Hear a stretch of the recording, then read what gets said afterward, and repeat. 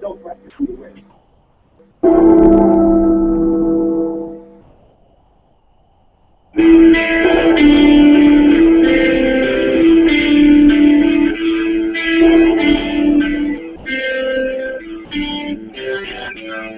everybody, and welcome to the 5th episode of Men of the Scarlet and Gray Live. As always, your host, Josh Schott, alongside fellow Men of the Scarlet and Gray writers.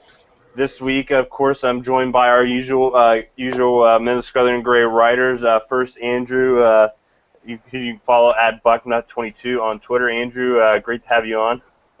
Hey guys, just want to thank everyone for listening. We highly appreciate the support.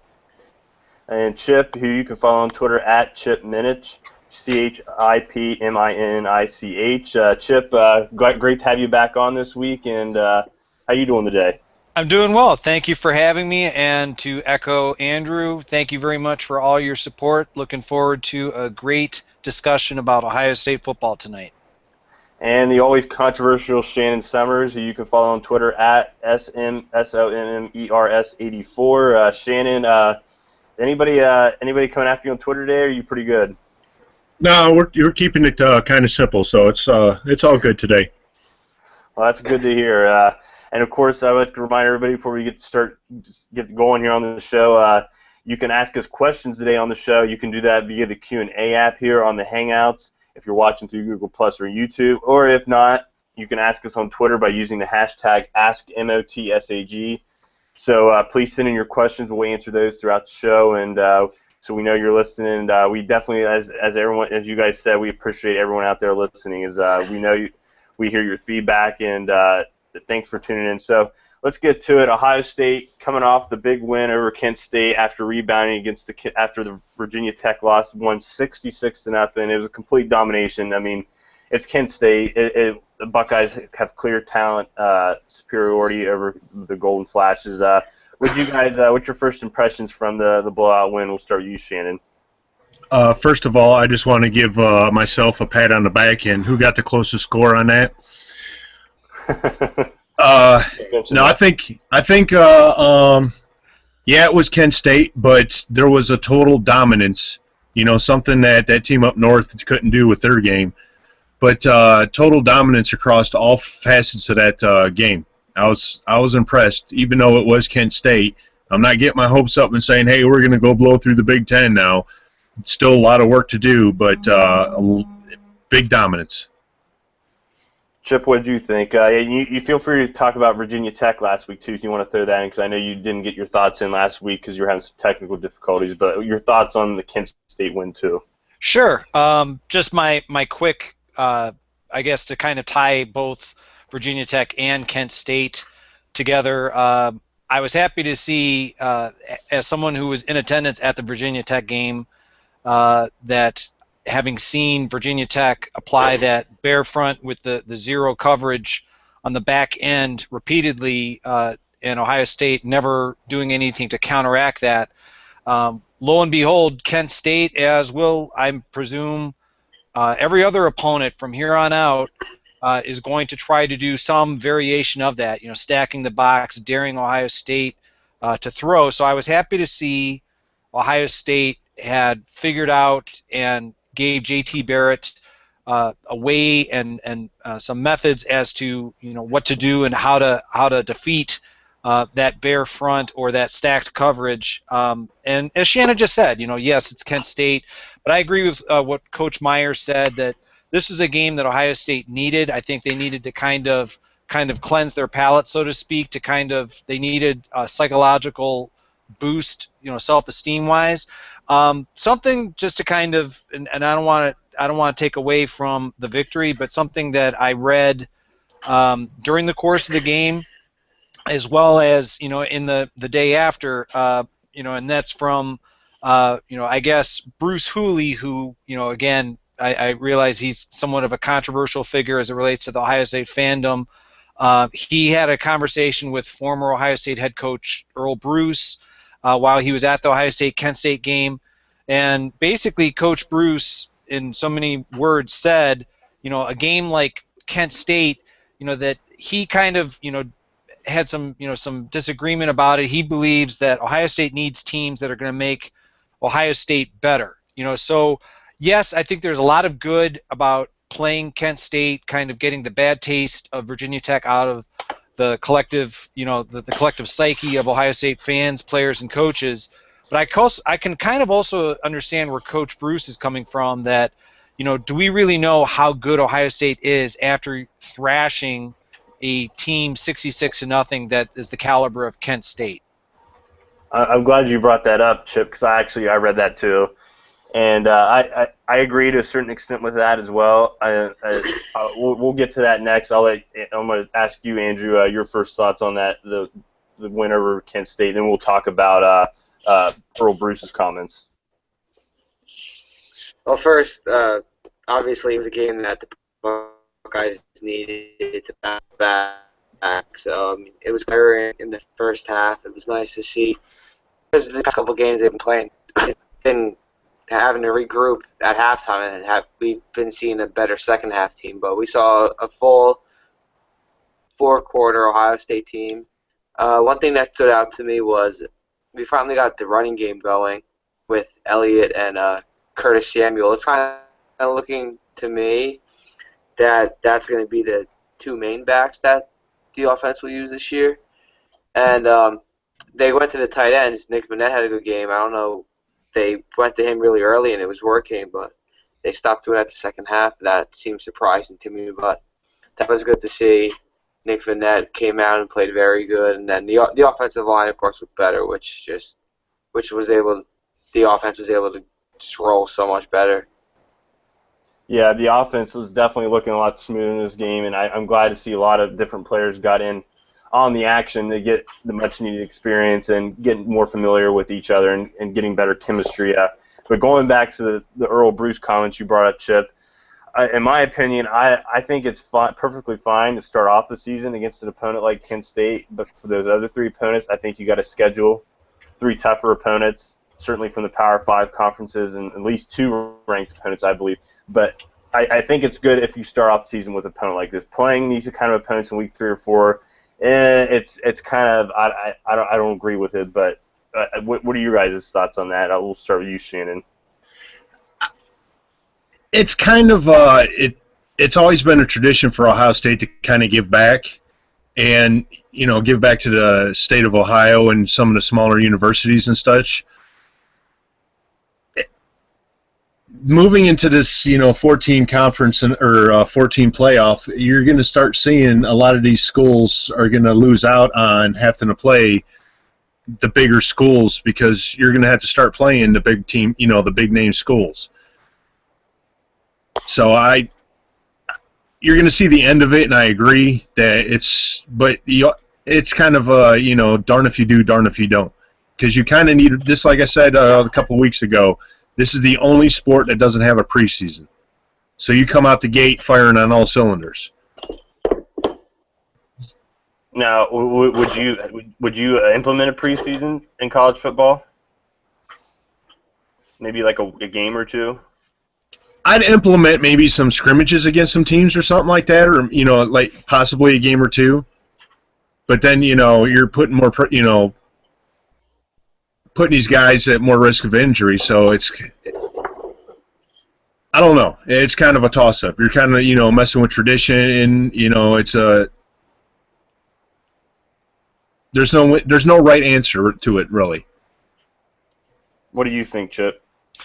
Well, I kind of, former Ohio State assistant back in the 1968 National Championship team, Lou Holtz, he had an expression. He used to say, to make steel, you have to go through some fire. And I completely agree with Shannon that it's kind of become Ohio State's tradition to play MAC opponents within the state of Ohio, and I could see that for the first game, and I agree with you, Josh. I think maybe for the first game, but just to kind of compare and contrast, the 1995 Ohio State schedule, and I'm just looking at it just kind of, because it was one of these things I just started thinking back, and back in 1995, Ohio State they opened up against Boston College, and then they played Washington. Then they traveled on the road to Pittsburgh, and then they came home and they played Notre Dame. That was their non-conference schedule back in 1995, and this was before the whole concept of the BCS,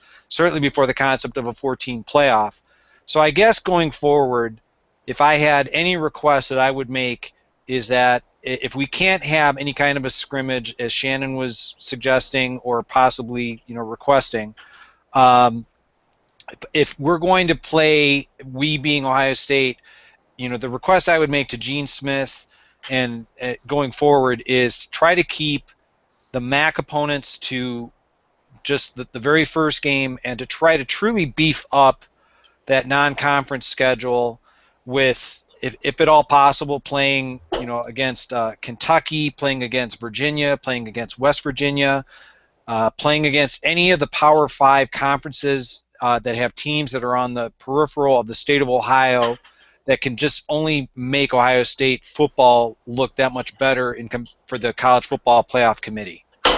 Now, I believe, was it 2017? I know the Notre Dame thing, I think we discussed it briefly on the show, that 2022, 2023, but I believe, was it 17, 18, where they added, I believe, Oregon State and UNLV, which I don't see the point of UNLV, but I think the Oregon State ad is a solid ad. I mean, they're not fantastic, but at least it's a Power 5 team. But yeah, because I'm looking at the 2017 schedule. They started off at Indiana, which would be the first time that they're going to open up the season, with Big Ten play.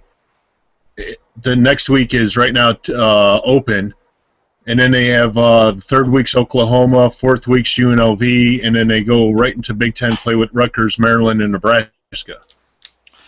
I will say that, and again, I don't want this to turn into that I know that the tone of my voice is making it sound like I'm bashing on Ohio State's schedule, but the reality is like next year's schedule. If you think that people complain about Ohio State's schedule being soft this year, or in comparison to maybe like last season, next year's schedule non-conference is horrible. I mean, not really. Well, take away on the road at Virginia Tech on Labor Day. Then they come home, they play Hawaii, then they play Northern Illinois, and then they play Western Michigan. Those are their non-conference opponents. No, I would sleep on Northern Illinois. That's one team. That's a sleeper matchup. Yeah, Northern Illinois is the top dog in the MAC. Well, I'm sure we're going to talk about the MAC when we start talking about the rest of the Big Ten. Andrew, your thoughts on scheduling and what we've been discussing here? Yeah, I mean, I agree with playing like an in-state MAC team, maybe week 1, week 2, but those last couple weeks of non-conference, it would be nice just to see some tougher opponents. I'm not saying let's go out and play Alabama, but let's go out and play some other teams out of the Power 5 conferences, and then just to beef up the non-conference schedule so we're not always hearing about it from the playoff committee at the end of the year, or with one loss. Will we make it with an undefeated season, but 3 other teams who were undefeated last year, which obviously wasn't. Yeah, beefing up the schedule, it's a double-edged sword. It's more likely to lose, but at the same time, you win those games, and it can help you go a long way later on in the playoff system. I think you're going to see that across all of college football. The Power 5 teams are definitely going to be scheduling up. I wish I remember this tweet I read earlier this season. I think it was Brett McMurphy or somebody from ESPN tweeted next year at this time or something. There's like this weekend of super matchups. I think USC and Alabama play and stuff like that. Those are the kind of games that not only help teams, but also it's great for the fans, because who wants to sit through an Ohio State blowout at Kent State every week? I know I don't. Right. I want to see something like a home and home with Alabama, LSU. I know we've just got done. We've done USC and Texas and stuff like that, and we're getting ready to do Oklahoma. But I mean, I want to see matchups like that. And that's the problem that you have, is the SEC does not want to come into. They don't want to. It seems like they don't want to come north into Mason-Dixon and play a home game in, like, say, the Horseshoe, and then return the favor and you come down and play in their place. It's kind of disappointing if you recall, before the Big Ten expanded to 14. If you recall, the Big Ten and the Pac-12 had a tentative agreement to kind of have, like, I don't want to call it like a challenge thing, but they remember it was announced, and then the Pac-12 basically said, listen, we're already playing 10 conference games that are challenging the Pac-12, and I can't really blame them, but it would be I just believe it'd be great to kind of set up something. And I agree with you, Shannon. I like Alabama, Florida, LSU. I mean, those are teams that.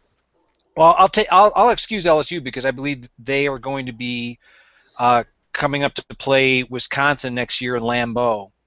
But my point is I think Kentucky, Tennessee, West Virginia, those are teams that are in the Power 5 that are on the peripheral of Ohio that would make tremendous sense to do home and homes with if we could arrange it. And West Virginia too. That would be a great series. Right. I got the future schedule here in front. Future schedules here in front. I'll read off some of the non-conference opponents. I think it'd be good to get this out here. 2016, they played Bowling Green, Tulsa at home, and then they play at Oklahoma. 2017, they got Oklahoma and UNLV at home. 2018, Oregon State at home and at TCU. 2019, Cincinnati and TCU at home. 2020 and 2021, they have a home and homes with Oregon, which is a great matchup. And in 2022, 2023, the home and home with Notre Dame and Texas again. Also, Boston College has a home and home with Ohio State in 2023 and 2024, which it's not a guarantee all those will hold up, but I think you do got to give credit for Gene Smith for scheduling those matchups, but hopefully he continues to build upon those. Right. I think by and large, getting back to the kind of where we started from, if we would concede the fact that, all right, every team's going to have at least one layup, and I'm a proud alum of Miami University, and I have this in the stadium when Ohio State has defeated my alma mater, and obviously it's one of those things where I can acknowledge the fact that, all right, Miami is there to collect a paycheck. Same thing, kind of what Coach Bruce alluded to last week with regards to Kent or Bowling Green or Toledo or any of the other MAC opponents. That, all right, every team, not just Ohio State, is going to have a game to kind of get their kinks out. But I think the other games, especially with the Big Ten possibly going to a 9-game conference schedule, I think maybe in the next couple of years, I think it's going to be imperative that they try to make not necessarily every game a world beater, but you want to have tougher opponents to impress that college football playoff committee. Yeah, they're going to a 9-game conference schedule starting in 2017, I believe. That's good. Then they got Oregon, TCU, Cincinnati, Oregon, Notre Dame, Texas, teams like that are scheduled. Hopefully Texas is better by then. But, this non-conference schedule, they got to continue to beef it up. And hopefully the rest of the Big Ten continues to, as you guys alluded to, Wisconsin, LSU play at Lambeau next year. So hopefully we get more matchups like that. Speaking of the Big Ten, let's take a look at how they performed this week. I'll go through the scores for the Big Ten this past week. Maryland lost a heartbreaker to West Virginia, 40-37 on a last-second field goal. Bowling Green beat Indiana by a field goal at Bowling Green. And Iowa State beat Iowa by a field goal at Iowa. A little bit of a pattern here. Michigan beat Miami of Ohio 34-10. It was by no means a blowout, and we'll talk about that. Washington did, in fact, blow out Illinois 44-19. Wasn't even close. TCU beat around Minnesota 30-7. Purdue hung with Notre Dame for a while, like they always do, but Notre Dame pulled out the victory 30-14. Penn State pulled out a late victory against Rutgers 13-10. And Nebraska actually went on the road and demolished Fresno State 55-19. So, guys, we say we shouldn't schedule MAC opponents, but apparently the rest of the Big Ten probably should schedule maybe even lower than the MAC because they struggled with the MAC this week. We'll start with you, Andrew. Your thoughts on the Big Ten having another pretty down week? Yeah, I mean, Obviously, I wasn't impressed with Michigan's win against Miami. I was surprised how close Maryland kept it with West Virginia. I thought they played a pretty good game. They hung with them pretty good, and I'm surprised Iowa lost to Iowa State. That was my biggest surprise at seeing that they lost to Iowa State. I thought Iowa was going to be a better team this year, but we did see they didn't play good against Ball State the previous week, so it wasn't surprising.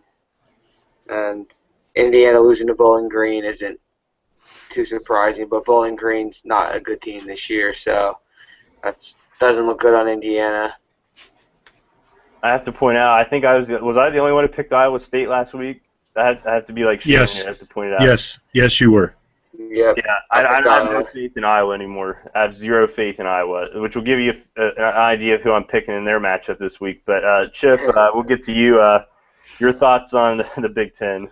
I know you have an article coming out tomorrow about this very topic, about the state of the Big Ten. But your thoughts?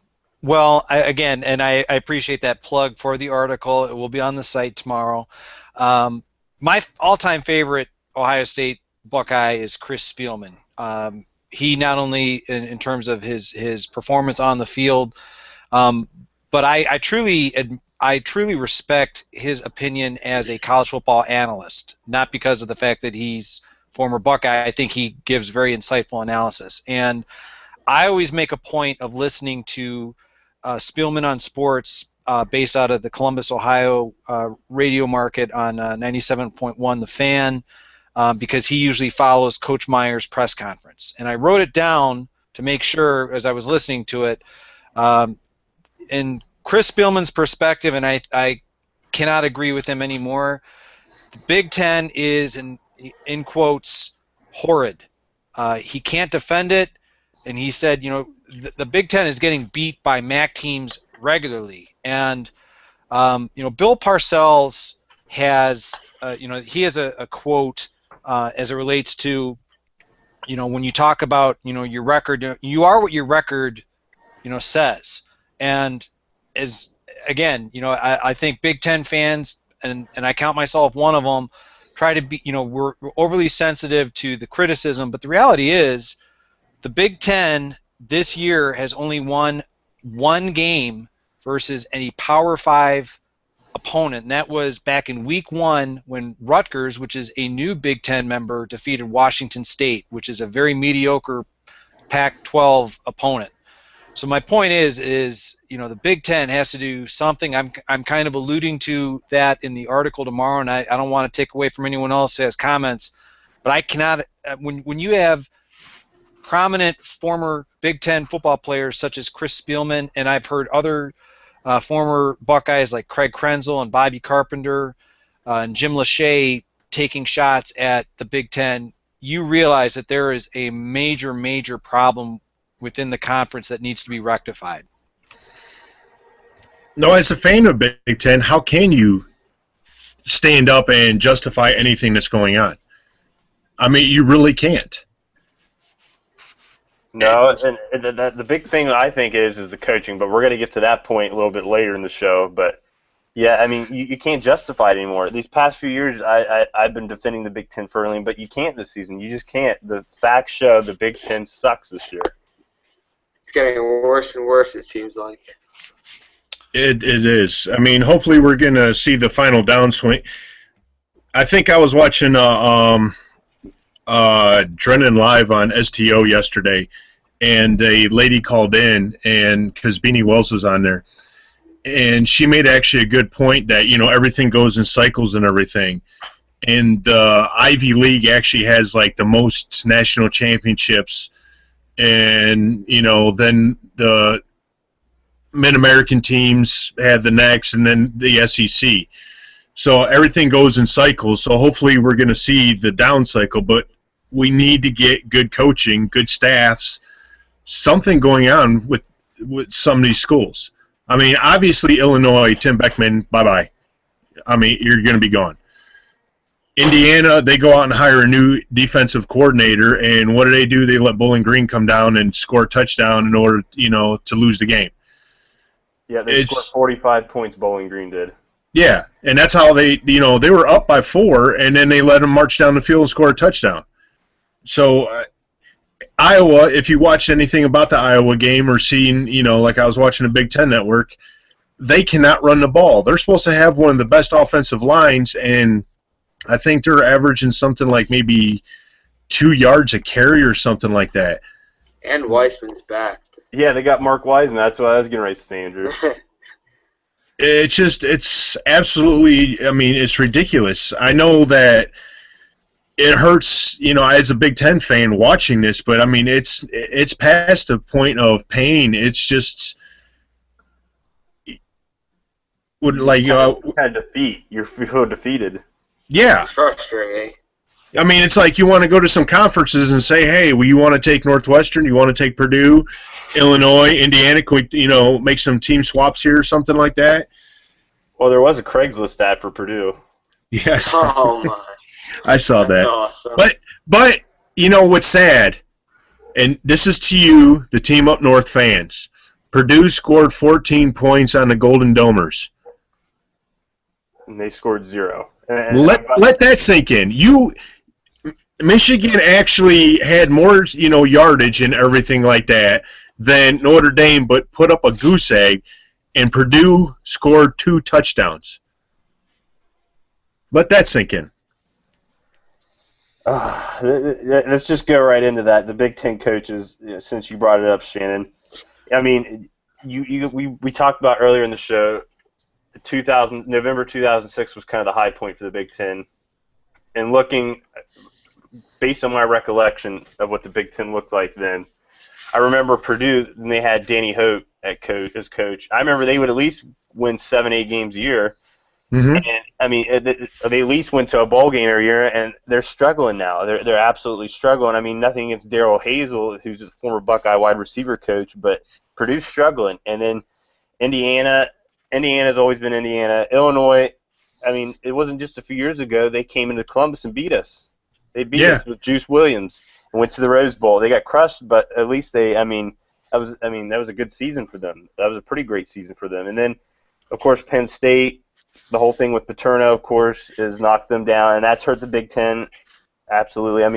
Because Penn State they won their bowl game almost every year under Paterno.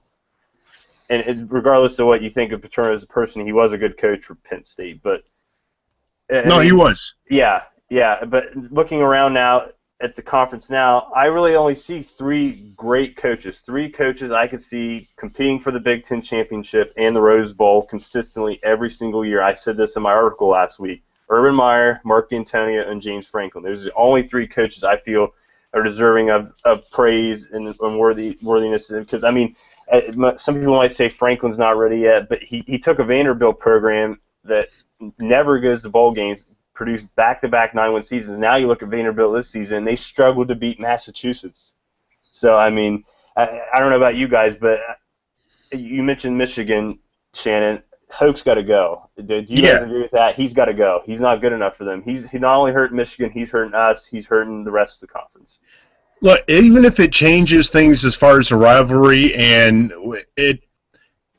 we actually have to lose some to that team up north and they go out and get Harbaugh or something like that, it needs to be done.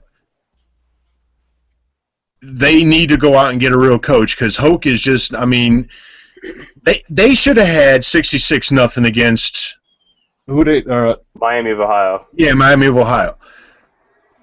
But they made that game close, ridiculously close.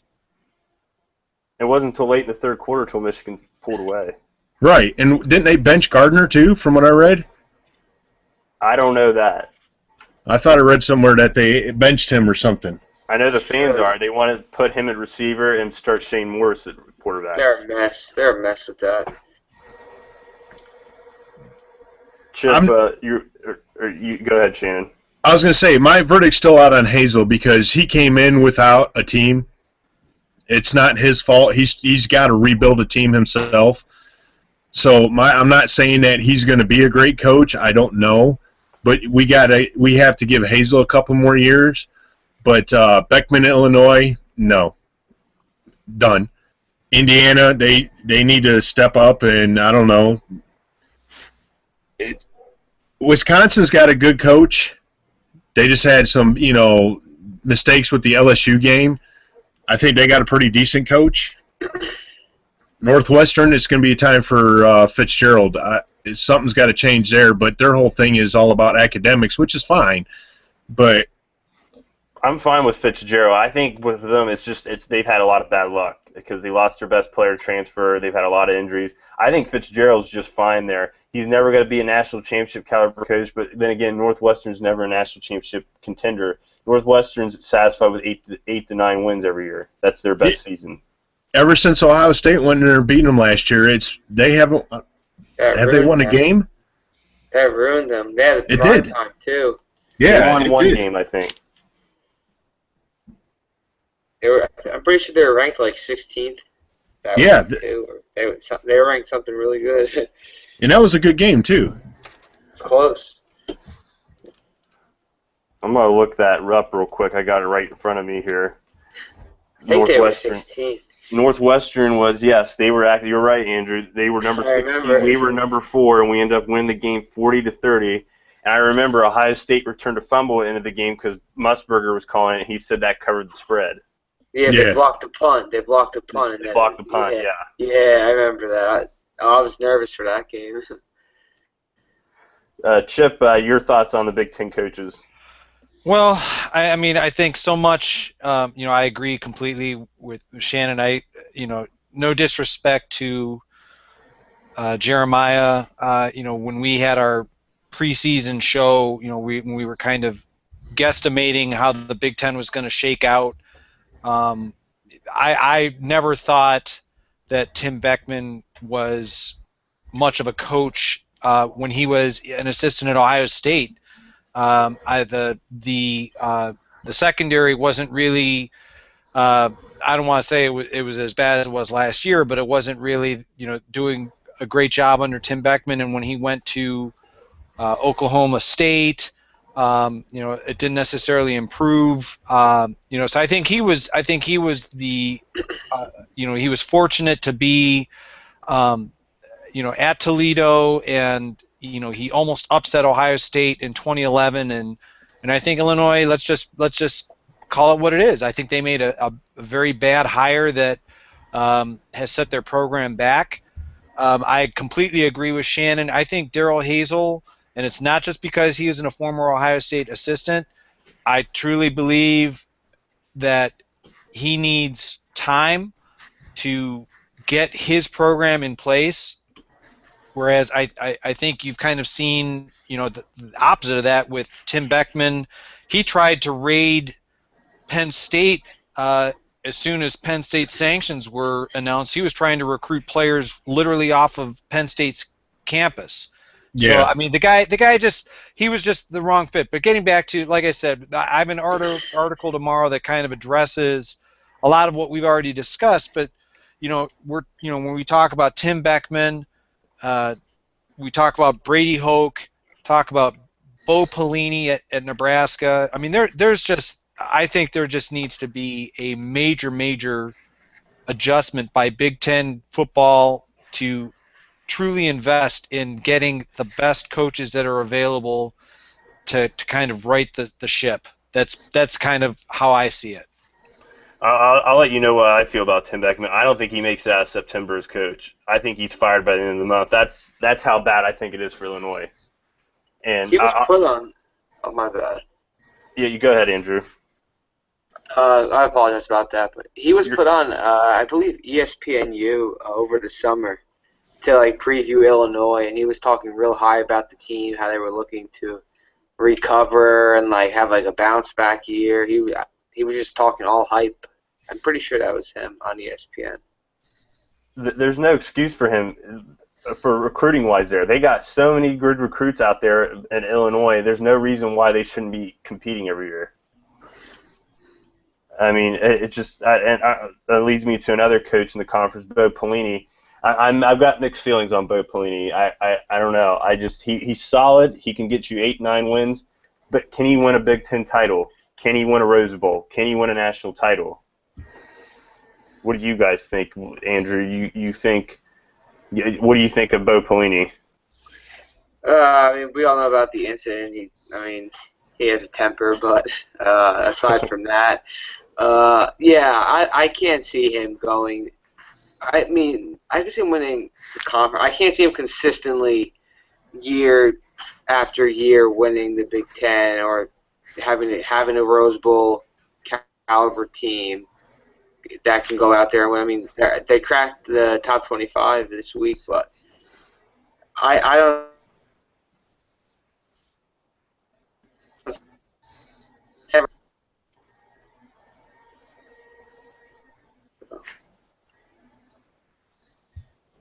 Andrew's having some technical difficulties. It sounds like there.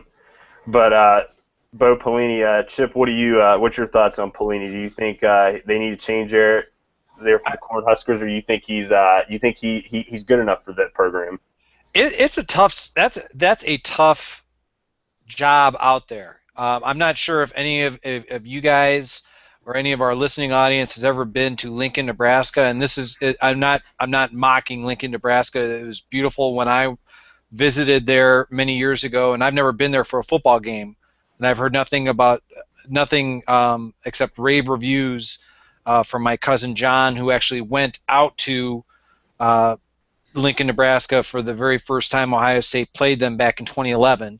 But my point is that it's a difficult place to recruit. It's a difficult place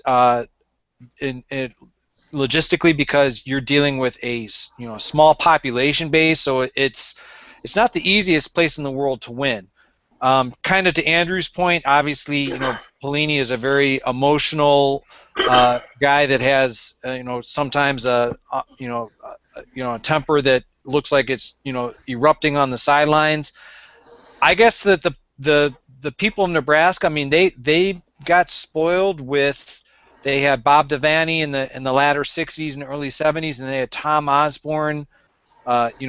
They kind of have grown used to being a dominant team, and then when Osborne retired and Solich took over, and then for whatever reason Steve Peterson fired Solich, I don't think they've ever really recovered from dismantling the program that Osborne had created. And I think Bo Pelini, I think I agree with Andrew. I think he's probably good for 8 or 9 wins, and I guess it's up to the people of Nebraska to determine if they think that they can find a coach that can get them back to their national championship ways that they had under Osborne. This game against the University of Miami on Saturday night is critical for the Big Ten's national reputation. I mean, it's already at the bottom of the ocean.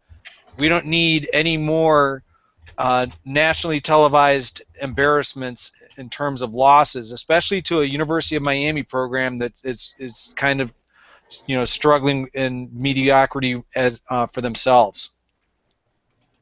Andrew, you're back with us now. Did you want to finish your point you were making? Yeah, I don't really know where I got cut off, but crappy school Wi-Fi. But yeah, about Bo Pelini, I don't see him consistently bringing Nebraska to the Rose Bowl game, to Big Ten championships, or to the Rose Bowl. I could see maybe a year here, a year there, but consistently, I don't see it in him. I was never impressed with him. Like I said, I guess before I got cut off, I was trying to explain how I was never impressed with Bo Pelini. And that's all. Yeah, Pelini, I'm still mixed. I know I've talked with you, Shannon, about this a little bit about Pelini, and the administration out there seems to be satisfied. What do you personally think of Pelini, Shannon? First of all, thank the Lord that Urban Meyer was available. Okay, let me get that out there so that way we have Urban Meyer and we don't have Bo Pelini. Because he really wanted the Ohio State job and he thought he was going to get it. He's not better than 8 or 9, 10 wins, a season, I don't think. And this article here that I just pulled up from August 13th, Nebraska's athletic director, Sean Eckerst, he talks about how he enjoys Pelini. He's a seasoned coach, and he does everything right. And at, and it doesn't seem like that the athletic director gets it. And I don't see Pelini going anywhere, unfortunately. Yeah, I mean, I'm torn because I think the fans truly, those are great fans. I mean, I've never, like you're bringing up, Chip, I've never heard nothing but great things about Nebraska's fans, a very classy group of fans, and I think that they want more than 8-9 wins. I really think they do, but as you said, Shannon, the administration, they're kind of up in the air. I mean, do they want to? Are they satisfied with 8-9 wins? Based on their the historical tradition at Nebraska, their winning tradition, I would think they want more. I would think that they would be winning at least 10, 11 games a year and being right there in the Big Ten championship game or right on the cusp of it and playing for Rose Bowls almost every year. I hated Nebraska when Tom Osborne was a coach. Why? Because they were one of the top dogs of the NCAA. I mean, it's just like everybody hates Ohio State because they're one of the top dogs. But I'd rather hate a school, not really hate, but, it's a respect hate. But I'd rather hate a school for being good and on the verge of national championships than watching what we have to watch. And Nebraska does have a great fan base. You go into Lincoln and you know that you're in Lincoln. Yeah, they're a very passionate group of fans, and I mean, I'm sure they're just like the rest of us. They want the best for the Big Ten. They want the best for their own team, and I mean, it's just going to take time. It's just going to take time. It's going to take some coaching changes for this conference to shape up, and just play better on the national stage. We just have to sit here and wait. I mean, we can talk about it all we want, but you got to recruit better, got to get better coaches, just got to play better. So moving on to my next point here, we talked about. I listed some things we're going to talk about in the show. I think we should hold off maybe to the second bye week to talk about the NCAA and their pinning procedures because we could spend a lot of time on that. I want to spend more time on that because we kind of don't have a lot of time left here. But I want to bring up a point that Ryan Black brought to me, a fellow Minnesota Scarlet Gray writer, about the decision to switch Virginia Tech from Week 4 to Week 2 on the schedule for this year. Your guys' thoughts on that? Do you think if we play Virginia Tech this weekend instead of Week 2, you think Ohio State would have had a better chance and better prepared for that matchup? We'll start with you, Shannon. Possibly, because they would have had more, game tape as far as seeing the that bear front defense. But at the same time, you gotta, you're looking at the schedule of the future and stuff like that. You got to come out and this is where that whole scrimmage or preseason, you come out and you have to be firing on all cylinders. And coming up the next couple of years, we're starting to play the big name teams like, the Virginia Techs and stuff like that, Week 1, Week 2, Week 3. So now's the time you got to start getting adjusted to it. Absolutely. Chip, your thoughts. You think the Hokies, the Buckeyes would have been better prepared for the Hokies if they'd been playing this weekend? I politely disagree, and my rationale there is, again, just looking at, obviously, it's like, I think we would all agree that having to open up on the road at Navy against that triple option, that was difficult in and of itself, for Ohio State, to focus upon. So, the idea that Virginia Tech, that, I think, again, I didn't see if they used that bear front against East Carolina last week, but I'm of the thought that Virginia Tech was holding that kind of, holding on to that card to drop it on Ohio State specifically for Ohio State, that they had that much confidence in their defensive strategy and in their secondary to be able to do that. I don't know if, for example, if Ohio State was playing Virginia Tech this weekend, that Ohio State would be that much better prepared, having played at Navy and destroying Kent State. Maybe they would, maybe they wouldn't, but I just truly believe that that was something that Virginia Tech worked upon this entire spring and summer to really drop a bomb on Ohio State to try and take them out of their game plan. And that's definitely, it looked like the case, because then of course they turn around here the next week and they lose to East Carolina. So that just further hurts Ohio State even more. Their image. But Andrew, do you think it would have made a difference? To be honest, no. In my opinion, we would have had more tape on Virginia Tech, but then at the same time, Virginia Tech would have had more tape on us. And as we can see last week, Virginia Tech lost. It just shows any weekend, any team can beat any given team. So I don't think it would have had a big influence on the chances of the Buckeyes winning against Virginia Tech. I'm pretty indifferent on it. I mean, we already lost, so it's kind of hard just to dwell on it, but I thought it was a good point to bring up. I mean, I'm pretty indifferent. I mean, as you said, Andrew, in college football, anything can happen on any weekend. And, I mean, they got beat. They just got beat, and there's nothing we can do about it now.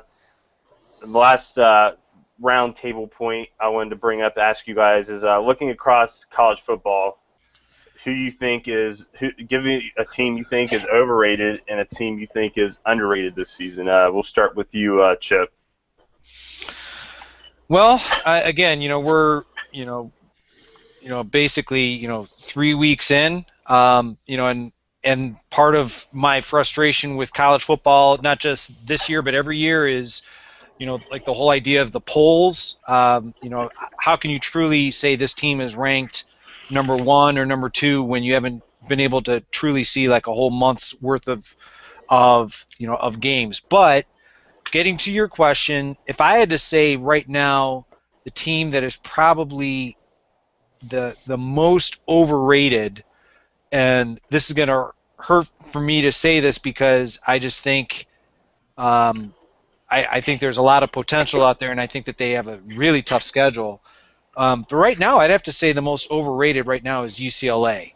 I know that they're undefeated, but they have not really been that impressive. They just came off of, a win over a Texas team that is not really that good. And I know a lot of people, myself included, thought UCLA might be a candidate for the playoffs. I don't see it. I seem to recall hearing Lee Corso may have even picked UCLA to be in the Final Four. I can't see them making it unless they make some drastic improvements between now and the end of the season. And in terms of an underrated team, I will say right now, I mean, again, it's still pretty early, and again, it's going to sound like blatant homerism in terms of the Big Ten. But I'm gonna stick with Michigan State, even though that they lost on the road at Oregon.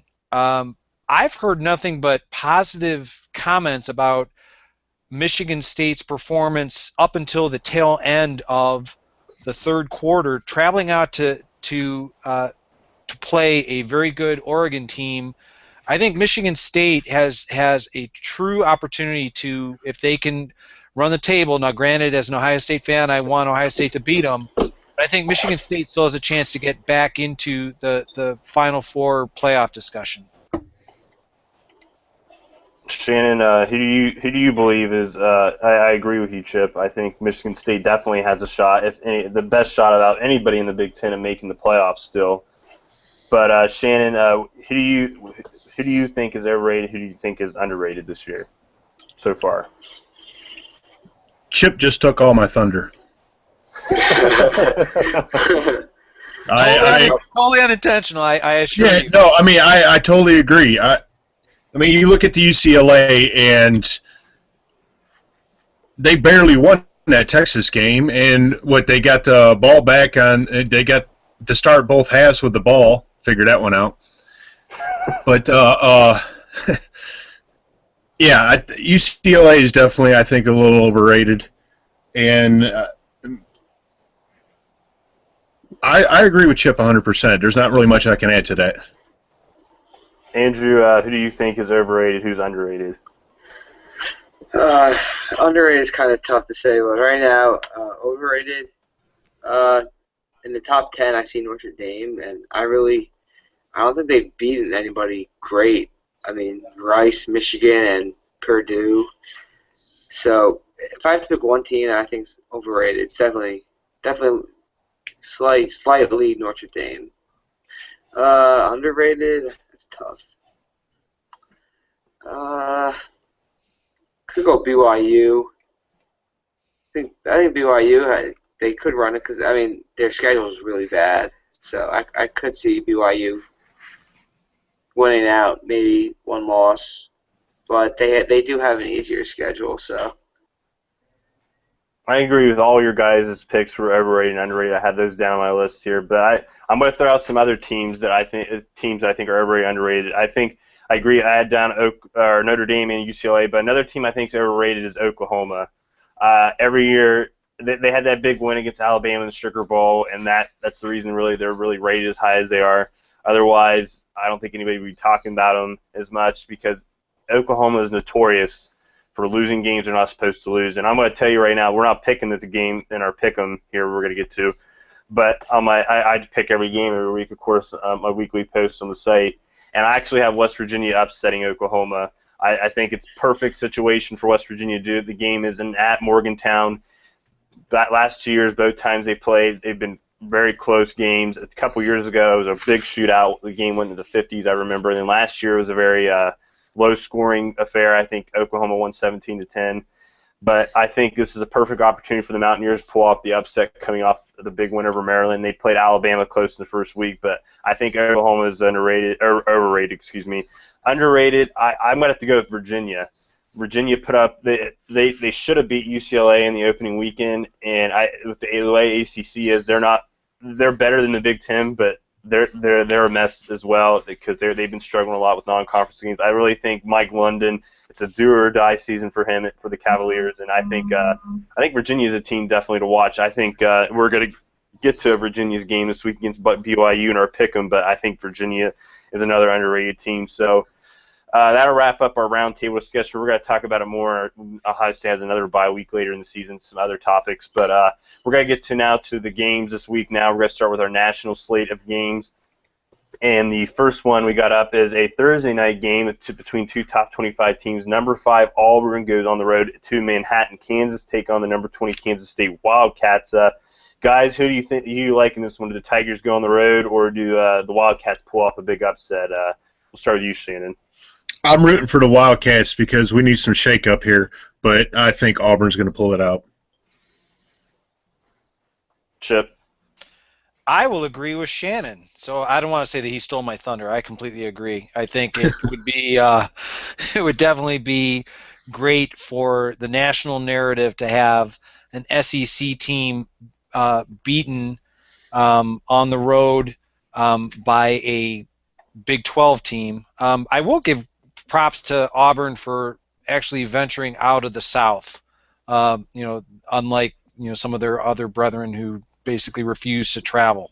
Florida. Alabama. Andrew, who do you like in the matchup? Andrew? I think we lost him again. You guys hear me? Yeah, you're here. Hello? Yeah. Okay, all right. Yeah, all right, sounds good. Yeah, I have Auburn winning. I would like to see Kansas State win, but I think Auburn wins by 2 touchdowns. I agree with all three of you guys. I think Auburn wins, but I really am hoping for Kansas State. Maybe Jake Waters has a big game for Wildcats, but they're going to be hard-pressed to win, even with the game being at home. So our next matchup, Florida at number 3, Alabama. I really don't think this game's going to be close, but do you guys have any optimism here for the Gators to pull off the upset? We'll start with you, Andrew.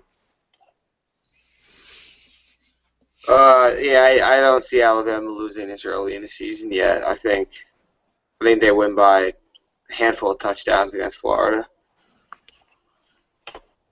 Chip? Well, I think Florida has the talent defensively to make it interesting, with Alabama, I think they're still trying to figure out what they're doing offensively. But I agree. I think Florida has to travel to Alabama. I think Alabama is going to try and treat this as a statement game. I think Will Muschamp's seat is just going to get that much hotter after barely escaping against Kentucky last weekend. Shannon, who do you like? It depends. They get the same officials from last weekend. Because they get the same officials. They got a shot. Alabama. Yeah, I like Alabama too. Florida will lose and blame it on Urban Meyer, I predict. Moving on, Virginia at number 21, BYU. The Cavaliers, as I mentioned, I think they're underrated. And who do you like in this matchup? We'll start with you, Shannon. Cavaliers or Cougars? I'm going to go with the Cavaliers on this one. Chip? The hopes of the Power 5 conferences are with Virginia to knock BYU out of the undefeated ranks, to keep the independent BYU Cougars from possibly gaining entrance into the college football playoff. I think, even though Virginia's going to make it close, I'm going to take BYU in this one. Andrew? Yeah, I agree with Chip. I think it'll be a close game, but I think BYU will pull it out. I'm going to go with Shannon here. I think the Cavaliers go on the road and pull off a minor upset. I think it's going to be a fun game, though. I think that's definitely going to be one of the games to watch on Saturday. It'll come down to the wire. Moving on, our last national game, looking at number 22 Clemson at number 1 Florida State. Of course, last year Florida State shellacked Clemson in their matchup. Do the Tigers have a chance here in Tallahassee, or do the Seminoles roll? What do you think, Shannon? I'm rooting for Karma Clemson because of Winston. I'm rooting for Karma. Karma, please, please, please. That's my only hope. But I think Florida State's going to pull it out. Andrew? I really hope Clemson wins, but I think Florida State pulls it out. At home, I don't see them losing at home this early in the season. Chip? I would like to echo Shannon's comments regarding the karmic forces in the universe and hoping that Clemson. I have a buddy of mine at work named Ed, who's a passionate Clemson Tiger fan, and as much as I would like to see Clemson pull it out for all the reasons that Shannon listed for my friend Ed, I think there's a reason why Vegas continues to build nice tall buildings. I think the Vegas line, the last I saw, Florida State was favored by 20. I think Florida State does it again. Wow, that much. I didn't know that. I like Seminoles too. I don't think Clemson has enough to pull it off. The game to watch, I think, with Florida State will be later this season when they play Notre Dame. That'll be a fun matchup and really test both teams out. But I like the Seminoles to roll here too. So moving on to our Big Ten slate of games, we'll roll through these pretty quickly. Iowa at Pittsburgh. Do the Hawkeyes get redemption this week, guys? No. Mark May is going to do a happy dance because he's going to his alma mater is going to beat a Big Ten team. I agree. I called this game preseason. I said look out for when Iowa goes to Pitt preseason. I think Pitt takes it to them this week with that 250-pound tailback, fullback, whatever, James Conner.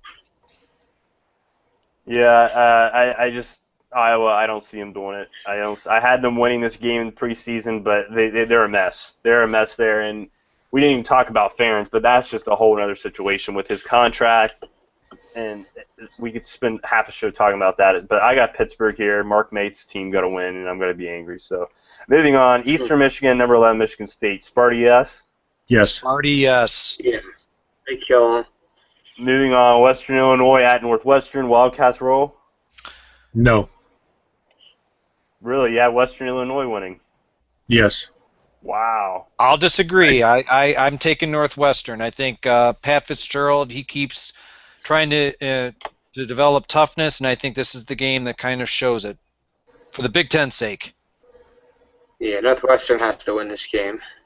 If Northwestern loses this game and Shannon's right, oh my, maybe Fitzgerald does need to go if they lose that game.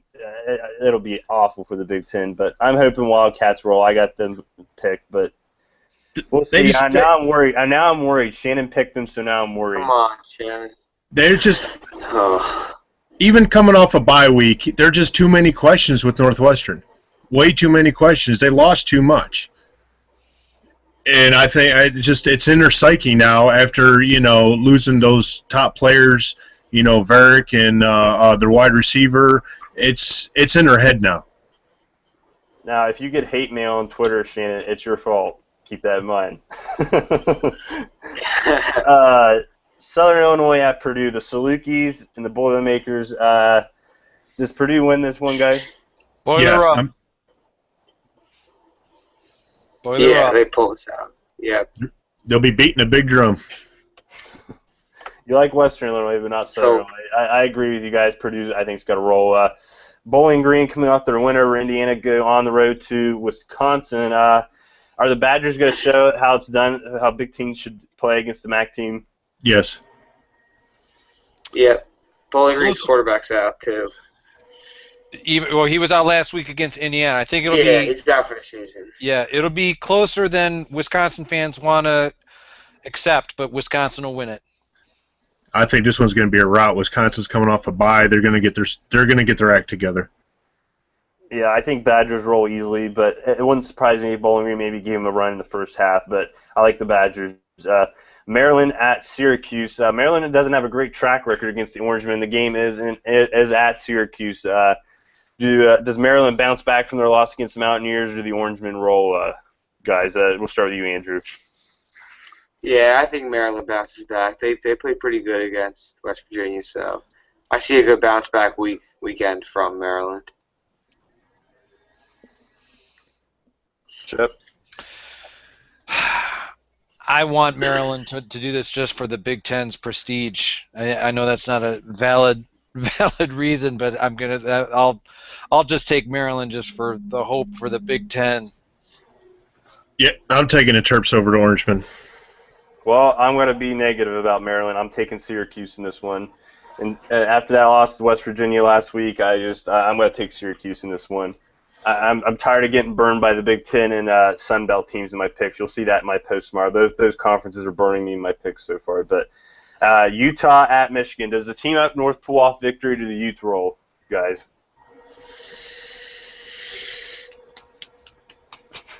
The Utes roll. I think Utah beats them. Shannon? I'm at a loss for words on this. Well, I'm not. So I'm actually – I had predicted during the summer, I said look out for Utah. And Shannon, I'm going to just make a special request since you're kind of like the master of the sound effects is I'm hoping that next week after Utah beats that team up north that you can find that sound clip of Fred Gwynn from My Cousin Vinny saying, "What's a Ute?" for the podcast, because I think after this, that's what the fans of that team up north and Brady Hoke are going to be saying, "What's a Ute?" after Utah wins and Brady Hoke's seat just gets that much hotter. Yeah, I honestly think that Utah is going to pull this off, and Michigan fans are sitting there saying that Ohio State fans are delusional, but, oh, you guys are so delusional. It's the other way around. Utah, I'm going to go as far as say Utah's going to win this game by 3 touchdowns. That's how bad I think it is for Michigan right now.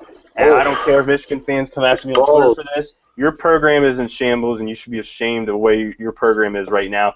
We're not delusional out here down in Columbus. You guys are delusional up there. What's your Twitter handle again? My Twitter handle is @ShotJosh, SCHOTTJOSH. Feel free to follow me, Michigan fans. Feel free to follow me. Utah rolls, I think. Rutgers at Navy. Navy, we really like Navy, of course. They gave us a run for our money. We think we've talked about how good of a team they are. Do the Scarlet Knights, are they going to be able to pull this one off? No. No, I don't see it happening. Nova is he's a pastry chef junior. He likes, I mean, some of his interceptions against Penn State weren't his fault, but yeah, I don't see Rutgers beating Navy. Yeah, I think the triple option gets to Rutgers. I think Navy rolls easily in this one. I don't think it's even close. Moving on, Indiana at number 18. Missouri, the Hoosiers are going to get slaughtered in this one, you think, or do they have a chance? No chance. No chance. They got killed. No, yeah, Missouri's going to hang 50. Missouri and Missouri. Texas State at Illinois. Illinois should win this, shouldn't they? Let's hope. Well, I don't know, because Beckman, I guess he was quoted as saying that they won a half or something like that the last, when they got shellacked 44-19. So Beckman doesn't know how to play, have his team play a full game. So it's going to be interesting. Josh, you mentioned that you don't believe Tim Beckman survives the month. He better win this one, or he better be pretty fast to escape those pitchforks and torches. After losing, if he loses to Texas State, it's all over. He better be boxing up his office. Right. I think Illinois wins this one, but again, I think it's going to be a long season for the Illini. I'm glad you brought that up because guess what? I'm picking Texas State. I think Texas State marches into Champaign and they win the game, and Beckman gets fired. That's my prediction right there. That's how angry I am at the Big Ten right now. I was just steamed about. Thank goodness I went to a concert Saturday night and didn't keep watching the Big Ten because they were just driving me up the wall. Oh man, I have less faith in Illinois than I do in Michigan. I think Texas State wins this game. Dennis Francione and the Bobcats get a big win for their program, their young program. So I don't like the Illini either. Texas State just got done playing Navy, right? Yes, and they actually came back being down, I think 24-0 or 27-0 halftime. They ended up losing by like a field goal or something. Yeah, I'm going to go with Texas State. I convinced you. You guys want to change your picks? You guys stick with Illinois. I do think Dennis Francione is actually he didn't show it at Texas A&M, but I think he's a decent coach. I think that game's going to be close, but I'm going to stick with this is going to be let's just say that this might be the last of any good memories that Tim Beckman has while in Champaign. Yeah. San Jose State at Minnesota. Do the Golden Gophers roll? Golden Gophers. Yeah. Yep, going with the Gophers. I'm actually going to pick a Big Ten team here. I'm going to pick Minnesota too. Moving on, UMass at Penn State. The Joe out. Oh, jeez. I think Penn State rolls in this one, guys. What do you think? Penn State rolls to 4-0 and getting closer and closer to that long-awaited bowl eligibility. Penn State wins. Yeah, I'm gonna go with Penn State too. They're gonna find they seem to find a way to win, making all their games close, just finding a way to win. And our final Big Ten matchup: Miami of Florida at Nebraska. Chip, I believe you brought this up. It is big for the Big Ten to win this game, for Nebraska to win this game for the Big Ten's prestige image. Do the Huskers win this one, or do the Hurricanes go into Lincoln and pull off the upset? I'm gonna stick with what I said earlier. I think Nebraska. I think the Husker faithful. It's a 8:00 kickoff on ESPN, I believe. I think Nebraska wins a closer game. I think Miami defensively is pretty tough, but I really like Amir Abdullah. You're looking at I know the NFL draft is not too fond of running backs, but I think they're going to fall in love with Amir Abdullah next spring. I think he's going to make all the difference for Nebraska. Yeah, I think Abdullah finds a way to win this one himself. I agree. He's been playing good. Yep, and shout out to Amani Cross too, their backup running back. He's a good short yards back for them. So yeah, I think Huskers roll pretty easily in this one. Hurricanes, they aren't very good this year, I don't think. They got Duke Johnson at running back. I think the Huskers will be able to shut him down and shut the Hurricanes down and finally get some sort of prestigious win for the Big Ten out of conference this season. So hopefully Huskers roll. That's going to wrap it up for our show here today. Reminder, please follow us at MotSAG on Twitter, our main account. Of course, Tony runs it. And I'll follow us on Twitter as well.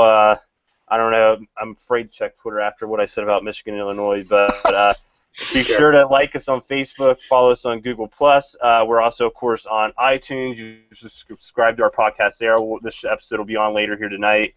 And I believe you can subscribe through Android, too, as well. I remember Shannon mentioned that on Twitter. How can you do that, Shannon? Yeah, if you have the Pocket Cast app, which I highly recommend, it's a very good app. We, if you want, just send me a message. We have a special link from set up from Pocket Cast, or just go into your search bar in Pocket Cast and search MOTSAG Live, and it'll bring up all the episodes.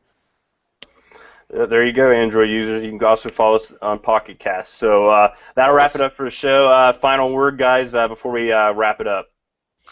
Just a little reminder, and I guess more of a blatant request. Please check out the article that I'm going to be submitting tomorrow. Basically, again, this is at Chip Minnick on Twitter. You'll see a article talking about why the Big Ten is in such a dire straits, basically around 10 a.m. Eastern on menofthescarletandgray.com tomorrow. Andrew, Shannon, your last words? Enjoy this weekend off, and I look for some, since this is a bye week, I got to get some basketball posts up, so we got to start talking some basketball. Yep, hope everyone enjoys the bye week. I also got to give a shout out, to my parents back home. Thanks for listening, guys. They're always supporting during the podcast, and thanks everyone else for listening to the podcast live, listening to the reruns. We highly appreciate the support. Definitely. Yep, absolutely. Thank you, everyone out there, for listening, whether you're listening to us live or through iTunes or Pocket Cast. Thank you very much. Of course, menofthescarletandgray.com for all of our news and all our latest articles. So that'll do it for the show. It's a bye week, but go Bucks. Go Bucks. Go Bucks. Go Bucks.